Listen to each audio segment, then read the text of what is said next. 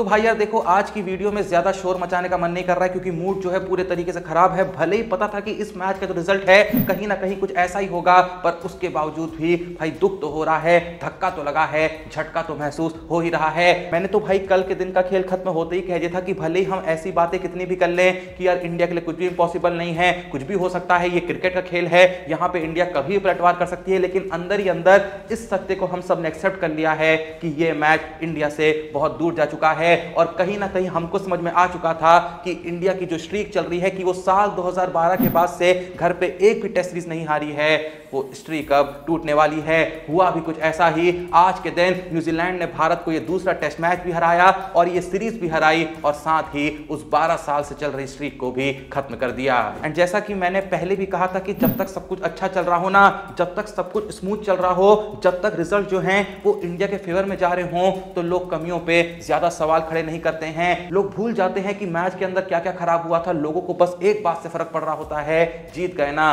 तो बाकी सब चंगा है। लेकिन जब आप हारते हो, खासकर जब आप इतने बुरे तरीके से हारते हो, खासकर जब आप लगातार दो टेस्ट मैच घर पे हारते हो, तो सवाल खड़े होते हैं। अब भी ऐसा ही होगा, सवाल कोहली से पूछे जाएंगे, रोहित शर्मा से पूछे जाएंगे, गौतम गंभीर से भी पूछे जाएंगे। खासकर रोहित शर्मा और गौतम गंभीर से तो पूछे ही पूछे जाएंगे, क्योंकि चाहे रोहित शर्मा और गौतम गंभीर अब कितनी भी कोशिश कर लें, लेकिन ये जो कलंक है ना कि आखिर किस कप्तान के अंडर, आखिर किस कोच के अंडर इंडिया ने अपनी 12 साल की विनिंग स्ट्रीक तोड़ी थी, तो भाई हमेशा रोहित शर्मा का नाम लिया जाएगा, हमेशा एज अ कोच गौतम गंभीर का नाम लिया जाएगा। रोहित और गौतम गंभीर चाहे जितना भी प्रयास कर लें, लेकिन ये जो कलंक है ये हमेशा के लिए रोहित और गौती भैया के नाम पे चढ़ गया है। देखो भाई, यहाँ पे मैं झूठ नहीं बोलूंगा, लेकिन जब आज के दिन का खेल शुरू हुआ और खेल शुरू होते ही जिस तरीके से इंडियन बॉलर्स ने न्यूजीलैंड के बैट्समैनों को एक के बाद एक पवेलियन भेजा, और उसके बाद जब इंडिया की पारी शुरू हुई, भले ही रोहित शर्मा जल्दी निकल गए,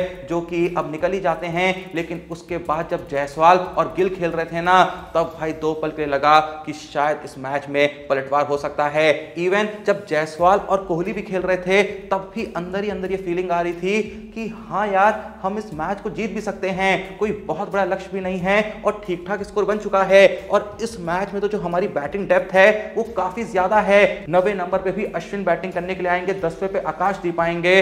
तो अगर भाई सभी बैट्समैन थोड़ा थोड़ा कंट्रीब्यूशन भी दे दें, थोड़ी थोड़ी देर के लिए भी मैदान पे टिक जाए, तो हाँ, हम इस मैच में चमत्कार कर सकते हैं। लेकिन भाई जैसे ही 2-3 विकेट आउट क्या हुए, उसके बाद सब ऐसे गए मानो कोई रहना ही नहीं चाहता था। आ रहा हूं, अब तो आ ही रहा हूं।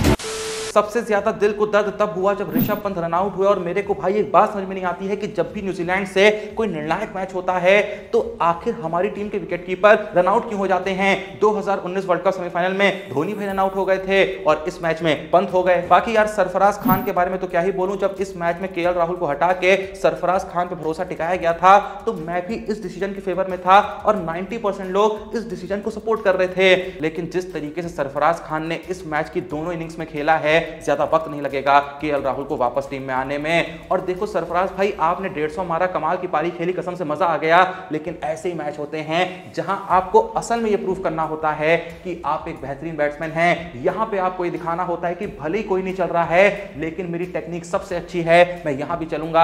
आपने जहां 150 मारे, जाहिर सी बात है वहां आपने सबसे ज्यादा रन मारे थे, लेकिन वहां 3-4 अच्छी पारियां आई थी, तो उस पारी की उतनी भी कीमत नहीं थी। हाँ ठीक है, एक अच्छी पारी थी, लोगों को हमेशा के लिए याद रहेगी, लेकिन अगर यहां पे आप 70-80 रन भी मार जाते, चाहे पहली इनिंग में चाहे दूसरी इनिंग में, तो ये पारी लोगों को ज्यादा याद रहती। वैसे सरफराज खान को इस मैच में खिलाने का एक फायदा तो जरूर हुआ कि इस हार का ठीकरा, इस हार का इल्जाम अब भाई केएल राहुल के ऊपर नहीं थोपा जाएगा। अब सच में और ज्यादा इस बारे में सोचा जाएगा कि आखिर गलत हो क्या रहा है। बाकी अगर यही सवाल तुम मुझसे पूछो कि आखिर इतना भी गलत क्या हो रहा है कि लगातार हम अपने ही घर पे 2 टेस्ट मैच हार गए, इतने लंबे वक्त के बाद हम अपने घर पे टेस्ट सीरीज हार गए, तो भाई देखो, जितना एक्साइटेड मैं रहता हूं रोहित शर्मा और विराट कोहली की बैटिंग देखने के लिए, उतनी ही ईमानदारी के साथ मैं ये भी कहना चाहूंगा कि हम ये जो सीरीज हारे हैं, खासकर हम ये जो टेस्ट मैच हारे हैं, मैं इसका सबसे बड़ा दोष देना चाहूंगा रोहित शर्मा और विराट कोहली को ही। रोहित शर्मा की कैप्टेंसी पे मैं फिर भी इतना दोष नहीं डालना चाहूंगा, लेकिन एज अ बैट्समैन जिस तरीके से रोहित शर्मा पिछले कुछ वक्त से हगे जा रहे हैं, कसम से भाई दुख भी हो रहा है, लेकिन इंडिया को हारते हुए देख के गुस्सा भी आ रहा है। मैं बताना चाहूंगा कि भाई एक वक्त वक्त था जब रोहित शर्मा के नाम टेस्ट क्रिकेट में रिकॉर्ड हुआ था कि लगातार 30 इनिंग्स उन्होंने खेल दी थी बिना सिंगल डिजिट स्कोर के। और फिलहाल सत्य यह है कि 8 इनिंग जो पिछली रोहित शर्मा ने खेली हैं, उन 8 इनिंग में 6 इनिंग में Rohit Sharma single digit score मार के आए हैं। तुमको पता है इंडियन क्रिकेट के पिछले 15 साल के इतिहास में वो कौन सा इंडियन कैप्टन है जो एक ही टेस्ट मैच की दोनों इनिंग में सिंगल डिजिट स्कोर बना के आउट हुआ है? तो भाई वो है रोहित शर्मा। और उन्होंने ये कारनामा एक नहीं बल्कि दो बार किया है, और भाई दोनों बार इसी साल के अंदर कारनामा किया है। पहले बांग्लादेश के खिलाफ साल 2024 में ही वो दोनों इनिंग में एक टेस्ट मैच की सिंगल डिजिट स्कोर मार के आते हैं। और जैसा कि हमने इस टेस्ट मैच में देखा जहां रोहित शर्मा दोनों ही इनिंग में सिंगल डिजिट स्कोर मार के पवेलियन लौट गए। और भाई जहां बात आती है विराट कोहली की, तो एक कड़वा सत्य मैं आपको यह बताना चाहूंगा कि भाई साल 2024 यानी इस साल में विराट कोहली की बैटिंग एवरेज सबसे घटिया चल रही है। अगर इस विराट कोहली की ईयर वाइज लोवेस्ट एवरेज की पूरी लिस्ट को देखें तो भाई 7वें नंबर पे साल 2022 आता है जहां कोहली की एवरेज 38.51 की थी। उससे खराब थी साल 2015 में 38.44। उससे खराब थी जब विराट कोहली का रफ पैच चल रहा था, लेकिन वहां भी उनकी बैटिंग एवरेज 37.07 की थी। फिर उससे भी खराब थी साल 2020 में जहां वंस अगेन उनका रफ पैच चल रहा था, जहां उनकी एवरेज 36.60 की थी। उससे भी खराब साल 2008 में थी जहां एवरेज 31.80 की थी। लेकिन आपको सुन के बहुत दुख होगा कि साल 2024 के अंदर विराट कोहली की बैटिंग एवरेज मात्र 21.95 की चल रही है। और भाई देखो, मैंने ये बात पहले भी कही थी, लेकिन आज भाई बहुत ही गुस्से के साथ मैं इस बात को दोहराना चाहूंगा कि भाई बेकार की ये बातें बनाई हुई हैं कि इंडिया किसी और देश के कंपैरिजन में स्पिन को अच्छा खेलती है।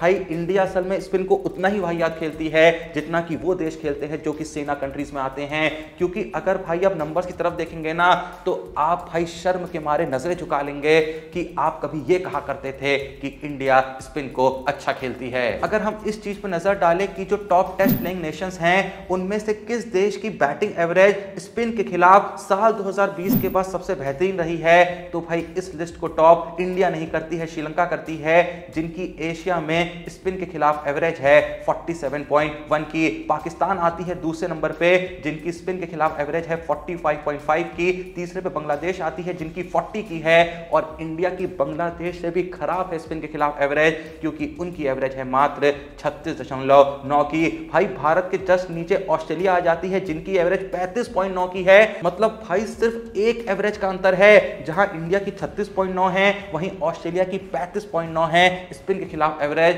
तो आखिर हम किस बेसिस पे ये बात दोहराते रहते हैं कि हमारे जो बैट्समैन हैं वो स्पिन को अच्छा खेलते हैं? मैं फिर से कह रहा हूं भाई, हम स्पिन उतनी ही घटिया खेलते हैं जितनी की कोई सेना कंट्री खेलती है। बाकी यार देखो, ये बात सुन के बहुत लोग को अच्छा तो नहीं लगेगा, लेकिन फिर भी मैं ये बात कहना चाहूंगा कि न्यूजीलैंड सीरीज तो समझो खत्म हो चुकी है। एक टेस्ट मैच जरूर बाकी है, लेकिन फर्क क्या ही पड़ता है, सीरीज हार गए हैं। एक टेस्ट मैच जीत भी जाएं तब भी भाई सीरीज हारी मानी जाएगी। हाँ, थोड़ा बहुत घाव पे मरहम लग जाएगा, लेकिन फिर भी जो कलंक जुड़ा है वो तो जुड़ा रहेगा। तो इस इंडिया न्यूजीलैंड सीरीज के बाद साउथ अफ्रीका से 4 मैचों की T20 सीरीज होनी है। उसके बाद भाई इंडिया को जाना है बॉर्डर गवास्कर ट्रॉफी खेलने के लिए। कहां? ऑस्ट्रेलिया में, जहां भाई लगभग 4 मैच इंडिया को जीतने पड़ेंगे ताकि वो WTC का फाइनल खेल सके, जो सुनने में तो इंपॉसिबल लग रहा है और लगभग है भी इंपॉसिबल। और यहां पे मैं ये बिल्कुल नहीं कहना चाहूंगा कि इंडिया है इंपॉसिबल, कोई पॉसिबल कर सकती है। क्योंकि भाई कल के दिन जब बॉर्डर गवास्कर ट्रॉफी के लिए इंडिया का स्क्वाड सामने आया तो मोस्ट ऑफ द प्लेयर्स वहां पे वही दिखे जो कि इंडिया वर्सेस न्यूजीलैंड सीरीज में खेल रहे हैं। शामी का सिलेक्शन वहां पे नहीं हुआ है, यानी बॉलिंग जो है हमारी, खासकर पेस डिपार्टमेंट जो है वो वंस अगेन उसका दारोमदार पूरे तरीके से सिर्फ और सिर्फ जसप्रीत बुमराह पे होने वाला है। और भाई ऑस्ट्रेलिया में तो 3-4 पेसर एक ही मैच में खिलाने पड़ते हैं। ऐसे में क्या बुमराह के भरोसे हम इस सीरीज का एक ही मैच जीत पाएंगे? पता नहीं क्या होगा, वो तो वक्त ही बताएगा। लेकिन जैसा मैंने कहा, एक कड़वा सत्य आपको जरूर बता देता हूं कि बॉर्डर गवास्कर ट्रॉफी में अगर रोहित शर्मा और विराट कोहली अपने बल्ले से जलवा बिखेरने में पूरे तरीके से विफल रहते हैं, तो ऐसा भी हो सकता है कि वो सीरीज इन दोनों की टेस्ट में आखिरी सीरीज हो। खैर, जो भी ये वीडियो देख रहा है, आपका इस बारे में क्या सोचना है कमेंट सेक्शन जरूर बताइएगा। और ये जो 12 साल पुरानी स्ट्रीक हमारी टूटी है, इसका सबसे बड़ा विलन आप किसको मानते हैं? ये जवाब भी कमेंट सेक्शन में जरूर दीजिएगा। वीडियो पसंद है लाइक करिएगा, चैनल को सब्सक्राइब करिएगा। मिलते हैं नेक्स्ट वीडियो में, तब तक के लिए जय हिंद, धन्यवाद।